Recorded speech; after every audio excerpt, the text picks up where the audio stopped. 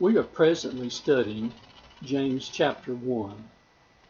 We are looking at 6 F's found in James 1 verses 1 through 4. So far in our lessons, as we are concerning our trials, our temptations and tests in life, we've looked at 5. The first one, the fact of temptation. In James chapter 1 verse 2, it says, when you fall into divers temptations. He doesn't say if you fall, he says when you fall. So there's the fact that we will fall. Number 2, the form of temptation in verse 2. My brethren, count it all joy when you fall into divers temptations. There are various kinds. There are many forms. The third F, the fount of our temptations and trials. Fount means the source or the fountain of these trials and tests and temptations. They can be from many different sources, but we did observe one thing last week. Do not accuse God of tempting you, and more will be said about that in a few weeks. The fourth F, the force of these temptations, is found in verse 2. He says, when you fall into divers temptations, when you fall into, that is the way they come.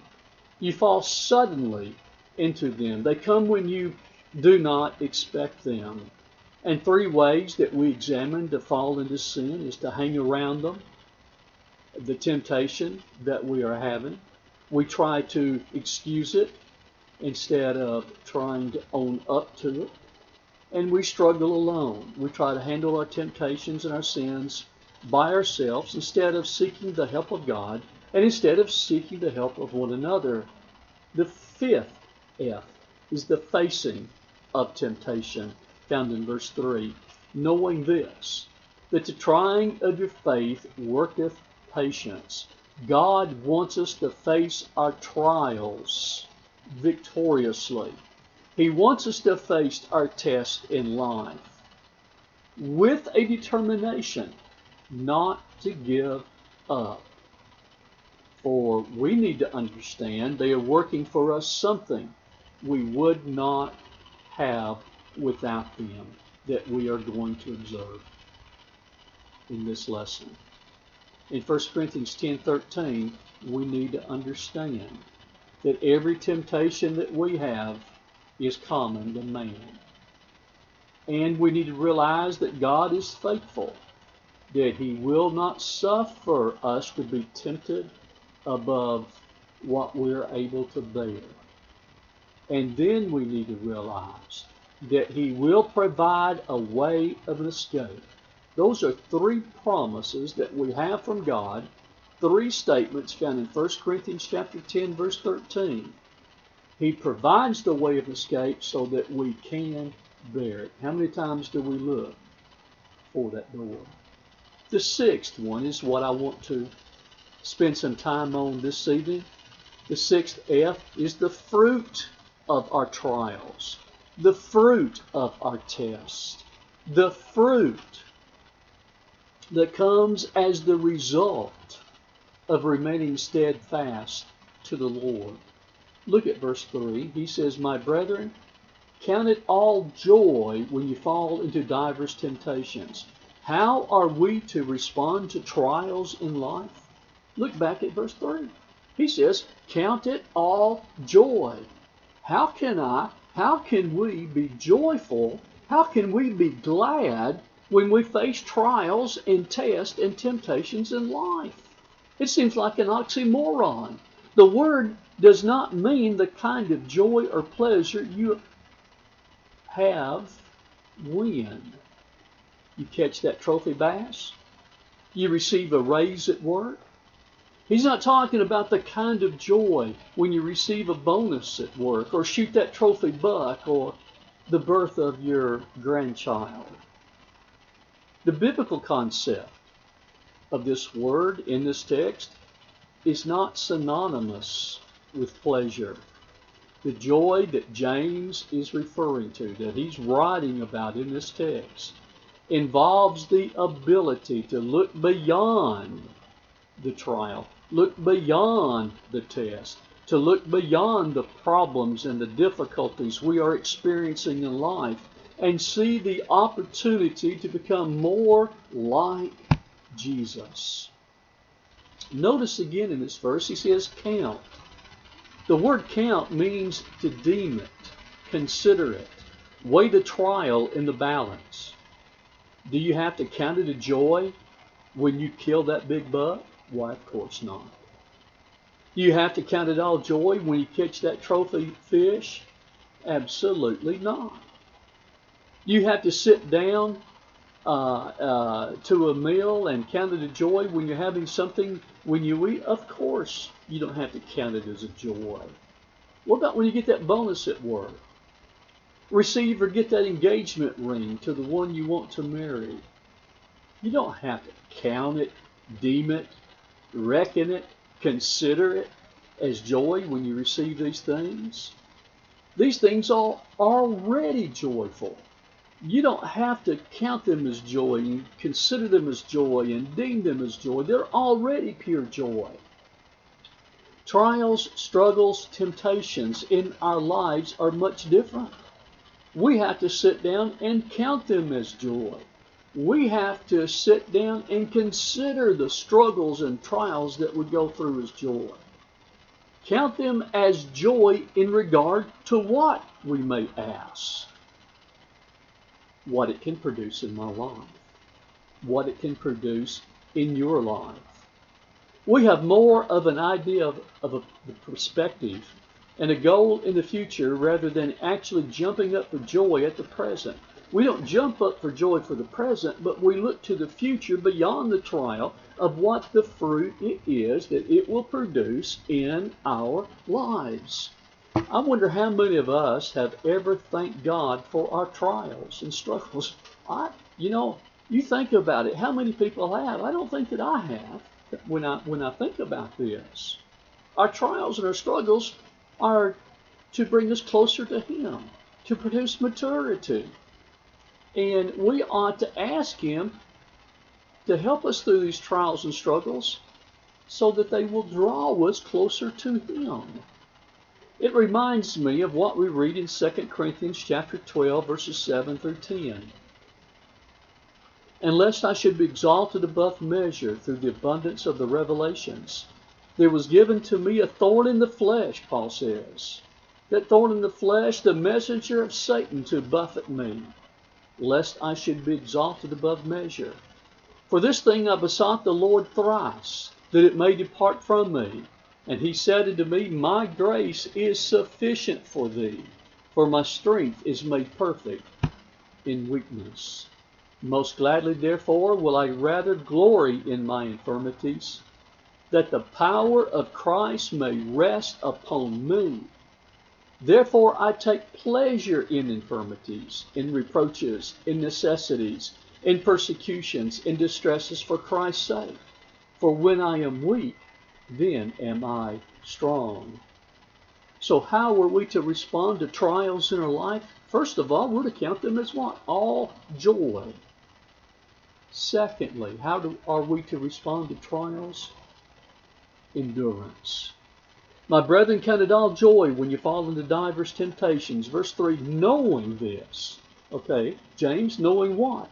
That the trying of your faith worketh patience, endurance, perseverance. Patience consists of bridling one's tongue, which is very hard to do. Bridling one's emotions in order to perfect one's character for future blessedness. I'd like to read you a quote I found. Christian patience is not the abundance of indifference or merely the determination of an obstinate will. It is inspired by living piety, is therefore full of intelligence and manliness. Endurance, patience, perseverance. The meaning is to bear up under, to endure, to be steadfast. And let me add this along with that.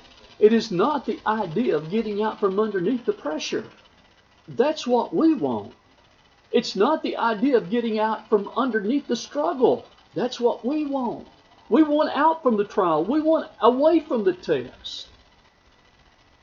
Endurance and patience and perseverance is the ability to remain and abide under the stress. It is the staying power. In this context, we're not talking about asking the Lord to help us to have more patience with our children, with our wife, with our husband. You know, there's times that we may need to ask that, but that's not what he's dealing with here in this context. It's a much stronger thought than this. It is not the idea of being able to endure and bear up under because of my stubbornness, because of my arrogance and pride and ego in my life.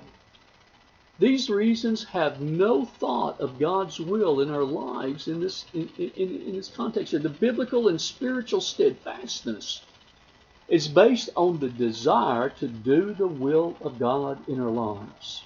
No matter what it costs me personally, no matter what it costs you personally to walk in His will. The issue is what is our motivation, as I see this. The issue is to carry out God's will in our lives, regardless of the price we have to pay in our lives.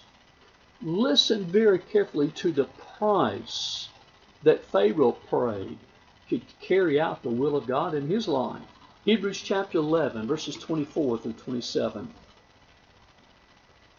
We read, by faith Moses, when he was come to years, refused to be called the son of Pharaoh's daughter, choosing rather to suffer affliction with the people of God than to enjoy the pleasures of sin for a season, esteeming the reproach of Christ greater riches than the treasures in Egypt, for he had respect unto recompense of the reward. By faith he forsook Egypt, not fearing the wrath of the king, for he endured, as seeing him who is invisible. The constant pressure that we experience in our lives is designed to keep us closer to God. A man had a grandfather clock. He felt sorry for it because it had a weight in the box. This weight was always pulling on the clock. He said, "Old clock, you have held this weight so long. I'm going to remove it so you can rest." The clock said, "Don't take the weight off of me. That is what keeps me going." The trials, the test in our lives is for our endurance. It's for my endurance. It's to keep us going. It's to keep us praying, to keep us learning and leaning upon God. It's to keep us trusting in God. It's the idea of hanging on. They hang on with a grip that you will not let go. A friend of mine that was very, very sick would always tell him to hang in there. Hang in there. And that's the idea. Hanging in there. A song with the word, I shall not be moved. In 1 Corinthians chapter 15, verse 58, therefore, my beloved brethren, be ye steadfast, unmovable, always abounding in the work of the Lord, forasmuch as ye know that your labor is not in vain in the Lord. The fruit we can possess as the result of trials and tests in our lives, number one, is enjoyment, because of what it's going to produce in the future. Number two is endurance. Excuse me. But the third thing is enlargement. In verse 4, but let patience have her perfect work. Perfect in this text does not mean sinlessness. It does not mean that we are without sin. There's a difference in perfection and sinlessness. You take a rose. They are very beautiful. They smell. Their fragrance is so wonderful. We don't say that is a sinless rose. We say that it is a perfect rose. Excuse me. You will never be sinless this side of heaven. We have trials, we have struggles, we have testings in our lives to help mature us. In Hebrews chapter 2, verse 10, for it became him, Jesus Christ, for whom are all things, and by whom are all things, in bringing many sons into glory, to make the captain of their salvation perfect through sufferings. The NLT says, and it was only right that God, who made everything and for whom everything was made, should bring his many children into glory through the suffering of Jesus. God made him a perfect leader, one fit to bring them into their salvation. In this particular verse, the verse doesn't mean that Jesus was sinless through suffering. He's always been sinless. There was never a time when he was not sinless. He's never been a sinner. The word perfect in Hebrews 2:10 is talking about growth. It's talking about maturity. It's talking about enlargement. An old oak tree is the perfection of an acorn. A mighty oak in a little acorn. Someone said, when you are feeling down, depressed, or a little blue, just think what a little nut can do. We're talking about coming to the maturity that God wants us to come to in our lives. It's the idea of being fit for the task we've been called to do in our lives. Let me tell you something here. In every experience in life, it will either aid us or it will hinder us for the task which God meant for us to do. A man was watching a butterfly trying to emerge from a cocoon.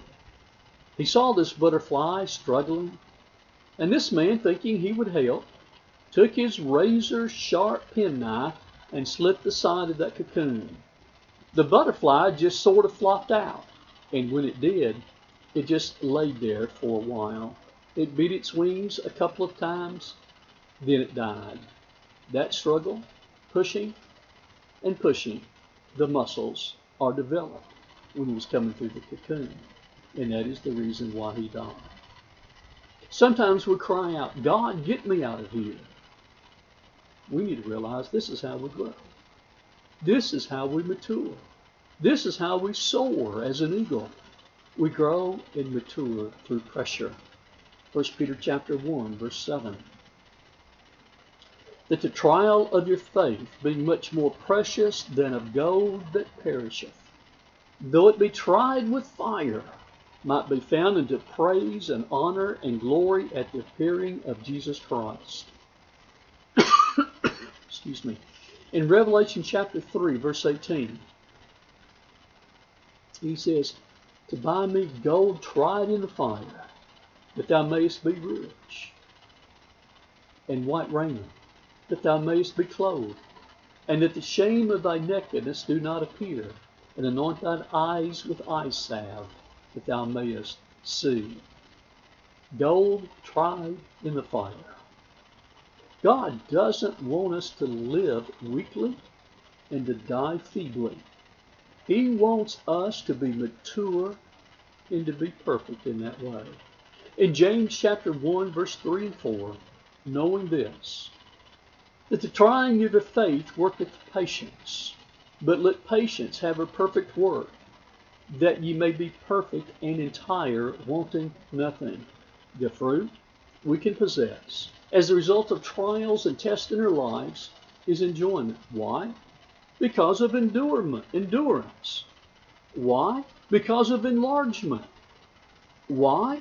Because of, fourthly, enrichment is the fourth E. Wanting nothing. How would you like to be there? God is working right now in our lives if we are a child of God. He's not working against us.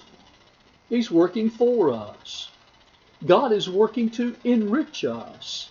If something is wanting to enrich your life, how would you react?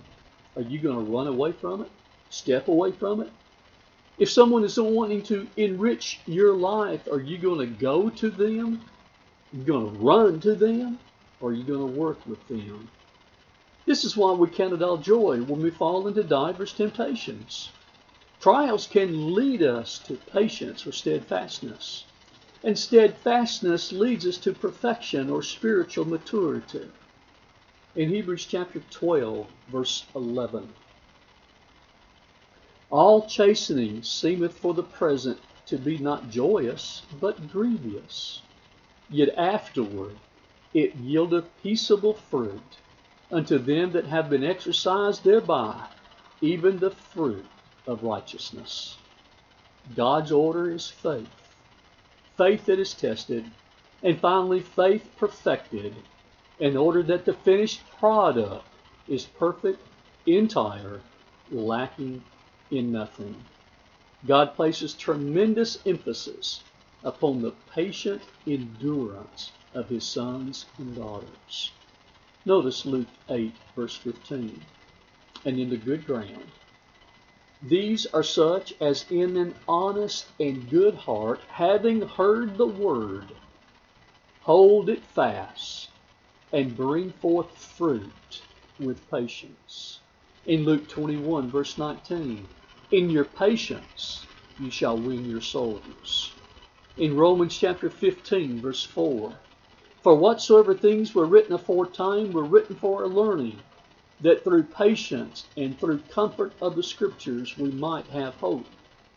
In Hebrews chapter 10, verse 36, for ye have need of patience, that having done the will of God, you may receive the promise. And in Romans chapter 5, verse 3 and 4, and not only so, but we also rejoice in our tribulations, knowing that the tribulation worketh steadfastness, and steadfastness approvedness, and approvedness hope. It's test time in our lives. If we fail, it's going to be tragic.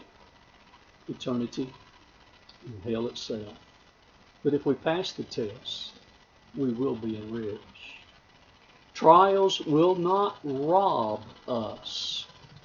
Tests will not rob us. They will enrich us. There's a song. The words, when through fiery trials the pathway shall lie, my grace all sufficient shall be thy supply. The flame shall not hurt thee, I have only designed the dross to consume, thy gold to be refined. Don't count trials as joy, as so many people do. Don't complain, as so many people do. So many people don't think about the future. What can be the result of what we're doing today? It can help us draw us closer to God, draw us closer to God's family, these tests, these trials, these temptations that we go through. Some of you have heard of Fanny Crosby. She was blind and spent most of her life in that condition. And as a child, at the age of 8, she wrote these words. Oh, what a happy soul I am, though I cannot see. I am resolved that in this world contented I would be. How many blessings I enjoy that other people don't. To weep and sigh because I am blind, I cannot, and I won't. I pray that all of us will look at struggles and tests and trials in our life and even temptations as a means of helping us in the long run to become stronger, to become more mature in Jesus Christ. Thank you.